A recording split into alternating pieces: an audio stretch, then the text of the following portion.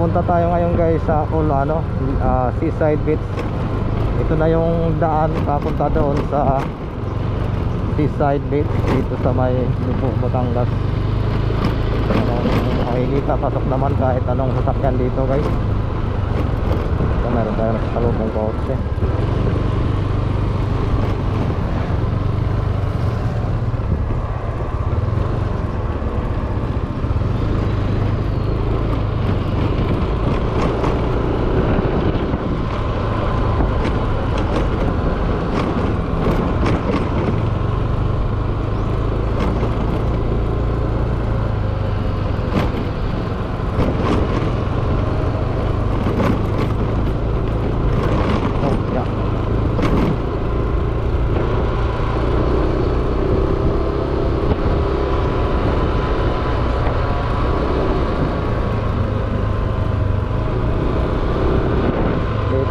Dito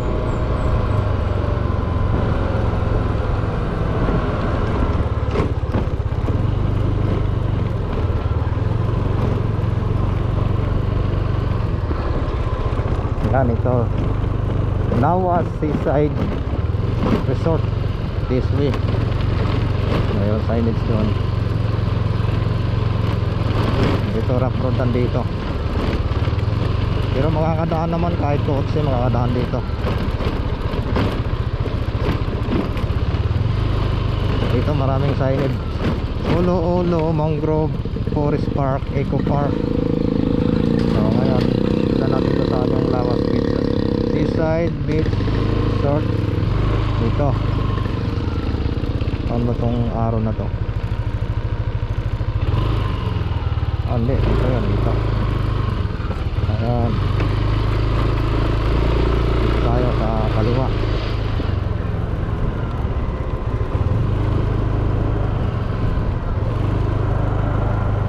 Presko dito, ilalim ng mga niyog.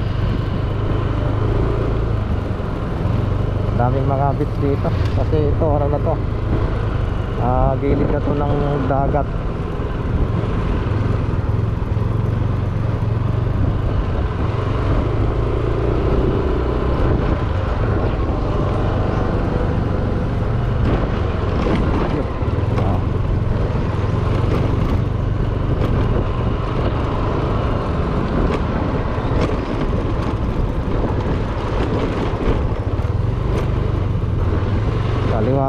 Lawas Seaside Resort, home away from home. Home away from home. Dito yung kasada na to.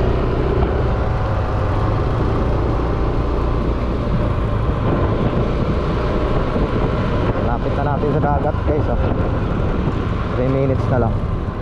Tapos dito rough road ulit. Then may tulay. Ito Bakawan na to, dagat na nga to, tubig alat na to sa tagiliran natin, mga Bakawan. DPWD project. Yan, mga Bakawan na pala dito. Daming mga ano dito, isda na dito.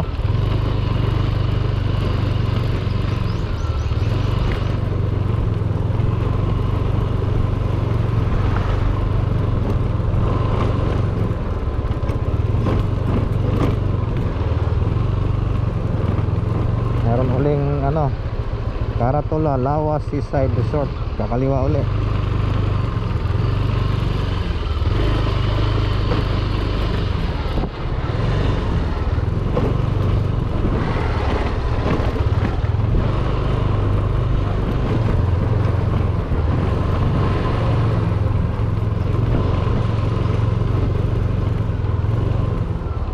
Danas Beach Resort, dami pala dito. Tapos diretso straight ahead, Lawas Seaside Resort. Yan, ito na yan.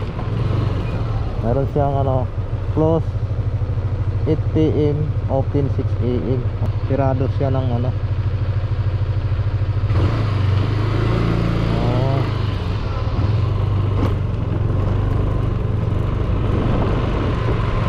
ibig sabihin hindi pwedeng dumating dito na madaling araw.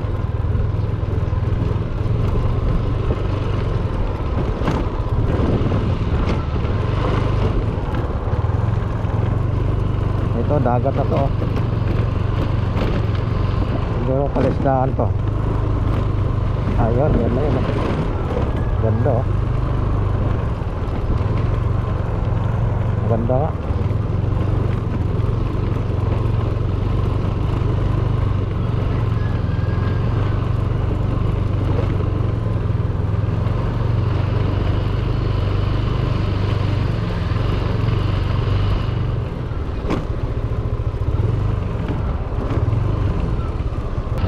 Dumiretso pa.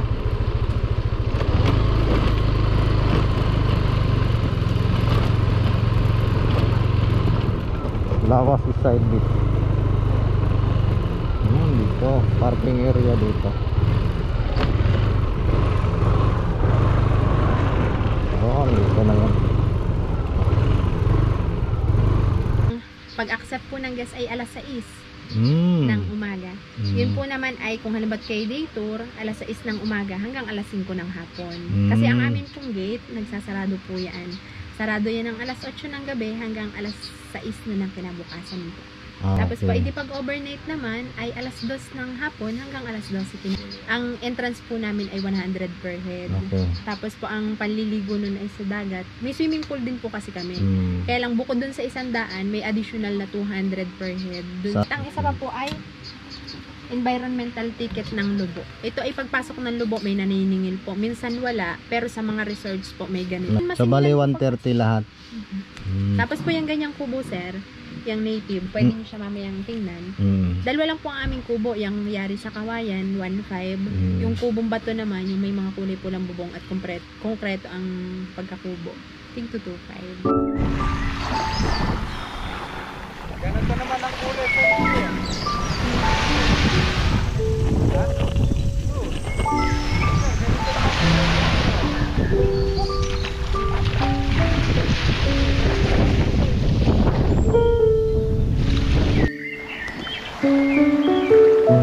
Tapos pinang-pino yung buhangin oh.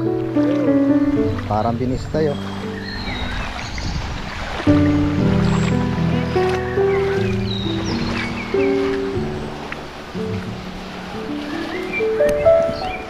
Nag-aalisan sila. Mga rock formation.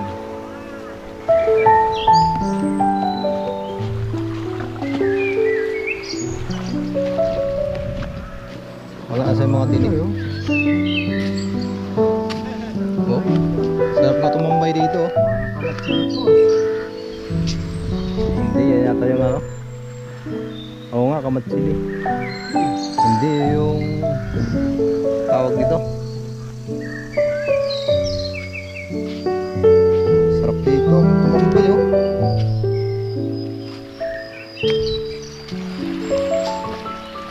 Ay, sarap dito maghapon.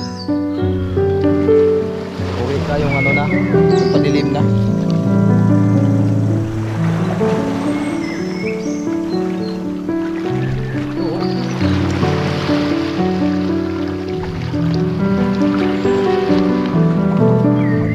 Parang maisda oh. Ito tayo.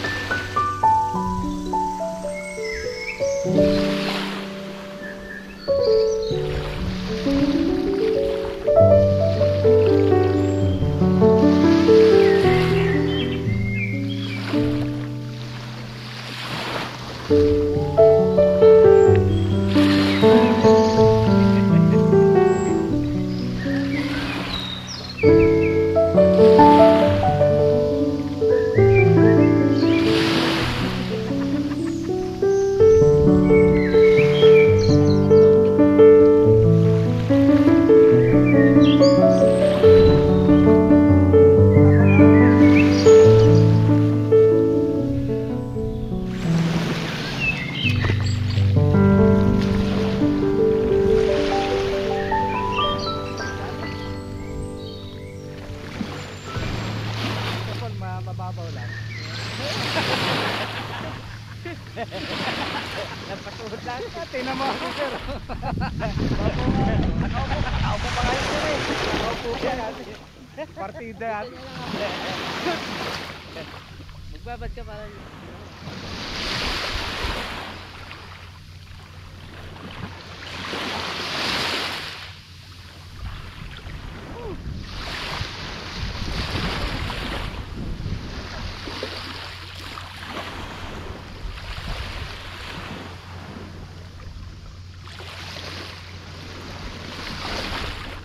Hindi na natin eh.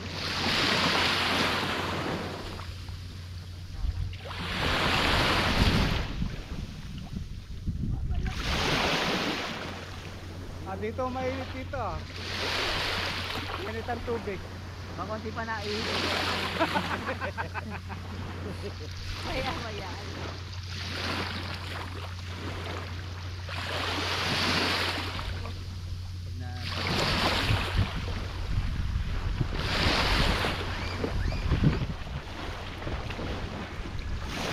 Jampo ko? Ha? Kunin ko muna yung jampo ko. Oh, bubula. Abay, malalim na.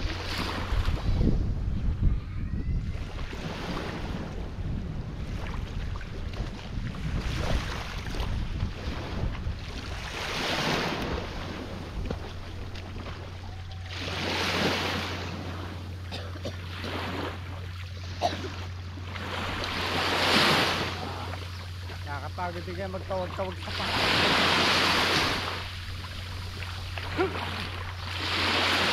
Ayaw ko na umahon na. Malamig pag naahon.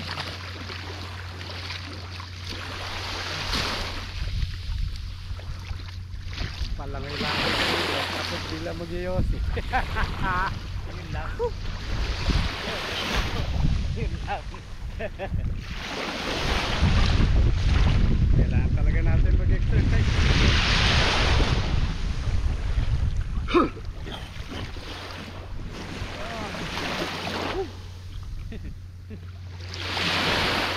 Bawas sa ano.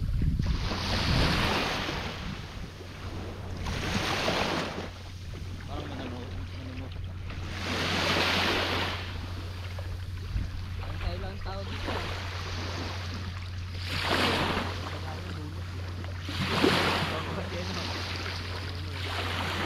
Pag-weekend siguro marami dito.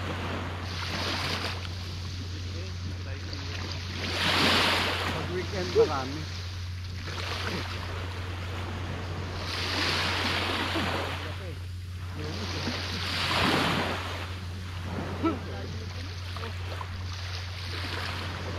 Oh, ayoko na.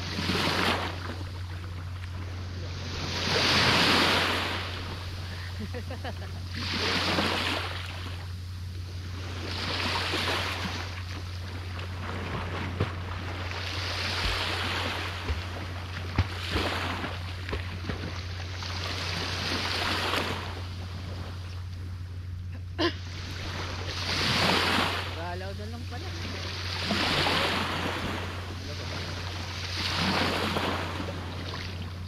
Bayo. Kabila ba yan? Oo. Layo na hindi dito ako. Ikaw nakatulog na. Naghihingi ka kaya.